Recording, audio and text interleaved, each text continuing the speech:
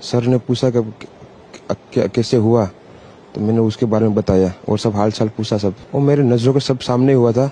मेरे खुद को भी बिलीव नहीं होता कि मैं कैसे उसमें से जिंदा बाहर निकला, क्योंकि थोड़ा टाइम लेके तो मेरे को लगा था कि मैं भी मरने वाला हूँ। लेकिन जब मेरी आंख खुल के मैं देखा ना, तो मुझे लगा मैं जिंदा हूँ। तो मैंने ट्राई किया, जब मेरी सीट थे वो मेरी बेल्ट निकाला, मैंने वो ट्राई किया जहाँ से निकल सकता वहाँ से मैं निकल गया वहाँ से। मेरे नजरों के सामने एयर हॉस्टल और दूसरे आंटी अंकल सभी उसमें मैच हो गए थे सभी। टेक ऑफ के बाद 1 मिनट के अंदर ही जब टेक ऑफ हुआ ना, तो सडनली 5-10 सेकंड कैसे लगा जैसे स्टक हो गया हो। बाद में से मेरे को लगा कि कुछ हुआ।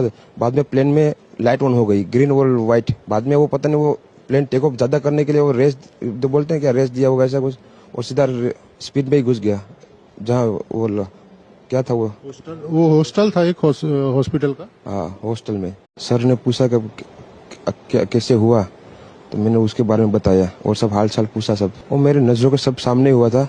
मेरे खुद को भी बिलीव नहीं होता कि मैं कैसे उसमें से जिंदा बाहर निकला, क्योंकि थोड़ा टाइम लेके तो मेरे को लगा था कि मैं भी मरने वाला हूँ। लेकिन जब मेरी आंख खुल के मैं देखा ना, तो मुझे लगा मैं जिंदा हूँ। तो मैंने ट्राई किया, जब मेरी सीट थे वो मेरी बेल्ट निकाला, मैंने वो ट्राई किया जहाँ से निकल सकता वहाँ से मैं निकल गया वहाँ से। मेरे नजरों के सामने एयर हॉस्टल और दूसरे आंटी अंकल सभी उसमें मैच हो गए थे सभी। टेक ऑफ के बाद 1 मिनट के अंदर ही जब टेक ऑफ हुआ ना, तो सडनली 5-10 सेकंड कैसे लगा जैसे स्टक हो गया हो। बाद में से मेरे को लगा कि कुछ हुआ।